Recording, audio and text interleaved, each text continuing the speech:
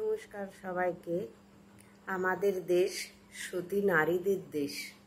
আমাদের দেশ সাবিত্রী, বেহুলা, অনুসুয়া, অরুন্ধতী এইসব বিখ্যাত বিখ্যাত সতী নারীদের দেশ।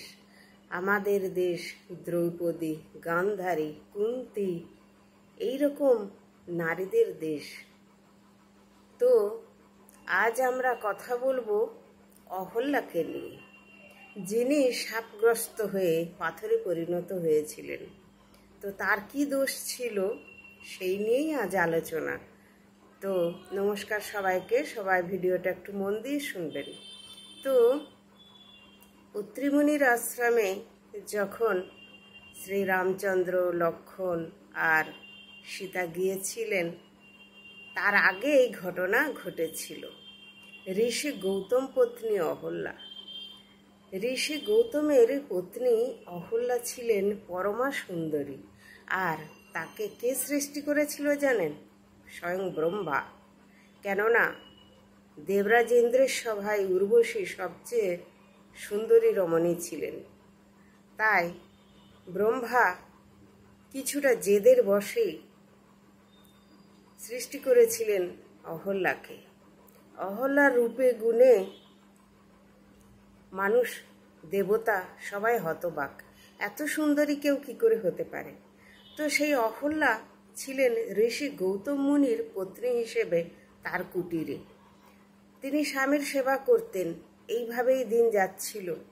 আর গৌতম মুনি প্রতিদিন প্রভাতে উঠে চলে যেতেন নদীর তীরে, সেখানে স্নান সেরে, আহ্নিক সেরে তারপর তিনি আসতেন কাষ্ঠ সংগ্রহ করে, কেননা এসেই আবার হোমযজ্ঞ করতে হবে। এইভাবেই দিন কাটছিল। একদিন দেবরাজ ইন্দ্রের চোখ পড়ে অহল্যার ওপরে। তার তো রাজসভায় অপরূপ অপরূপ সুন্দরীরা নৃত্য করে, কিন্তু তার চোখ পড়ে যায় অহল্যার দিকে, যে এত সুন্দরী রমণী সেও কিনা গৌতম মুনির আশ্রমে আছেন। তো তিনি আর লোভ সম্বরণ করতে পারলেন না। একদিন ভোরবেলা যেই মাত্র ঋষি গৌতম বেরিয়েছেন স্নানের উদ্দেশ্যে নদী তীরে, তখনই তিনি ঋষি গৌতমের ছদ্মবেশ ধারণ করে আর অহল্যার কাছে এসে তার কামচরিতার্থ করবেন বলে এলেন। অহল্যা কিন্তু বুঝতে পারেননি। তিনি বললেন যে প্রভু, আপনি এত তাড়াতাড়ি চলে এলেন। তখন বললেন, ইচ্ছে হলো তাই চলে এলাম, একটু পরে যাব, এখনো কিন্তু সেভাবে ভোর হয়নি। তাই অহল্যা বুঝতে পারেননি। যখন দেবরাজ ইন্দ্র বেরিয়ে যাচ্ছেন কুটির থেকে, সেই মুহূর্তেই ঋষি গৌতম এসে প্রবেশ করলেন। তিনি দেখে তো চক্ষু রক্তবর্ণ হয়ে গেলেন। তিনি ধ্যানে বসে সমস্ত কিছু জানতে পেরে গেলেন। তখন অহল্যাকে দোষারোপ করলেন, তুমি এই সতী নারী, তুমি নিজের স্বামীকে চিনতে না পেরে পরপুরুষের সাথে, এইভাবে বললেন।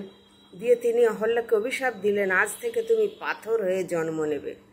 তখন অহল্যা পায়ে পড়ে বললেন, আমার তো কোনো দোষ নেই স্বামী, উনি আপনার বেশ ধরে এসেছিলেন, তাতে আমার কি দোষ? এতে একটু মন নরম হলো ঋষির। তো ঋষি বললেন, ঠিক আছে, ত্রেতা যুগে যখন শ্রী রামচন্দ্র আসবেন, তার পাদস্পর্শে তুমি তোমার আবার মনুষ্যরূপ ফিরে পাবে। এই হলো কাহিনী। আর দেবরাজ ইন্দ্রকে তিনি অভিশাপ দিলেন যে তোমার সারা শরীরে যোনি হবে, লক্ষ লক্ষ যোনি। তখন তিনি কাঁদতে কাঁদতে এসে ঋষির পায়ে পড়ে গেলেন, আপনি আমাকে বাঁচান, আমি অপরাধ করেছি গুরুদেব।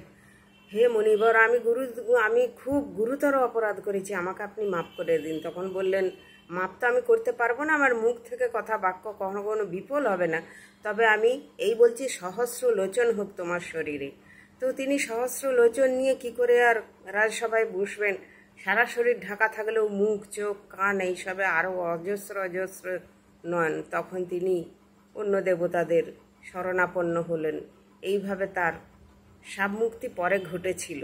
আর অহল্যার শাপমুক্তি ঘটেছিল যখন ঋষি বিশ্বামিত্র রাম লক্ষ্মণকে নিয়ে এসেছিলেন মারিচ একে ধ্বংস করতে, রাক্ষসকে।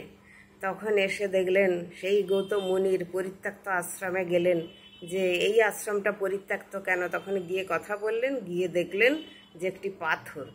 আর শ্রীরামচন্দ্র তো তিনি তো বিষ্ণুর অবতার, তিনি সব জানেন। তিনি যেই পাথরে তার পবিত্র চরণ দুটি রাখলেন, সঙ্গে সঙ্গে অহল্যা উঠে দাঁড়িয়ে বললেন, প্রভু, আমাকে নতুন জন্ম দেওয়ার জন্য আপনাকে কোটি কোটি প্রণাম। এই হলো অহল্যার কাহিনী।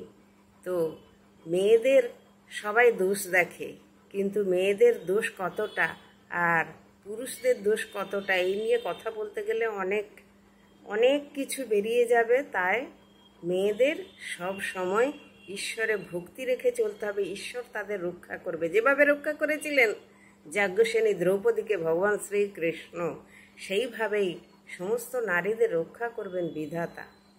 হরে কৃষ্ণ, রাধে রাধে।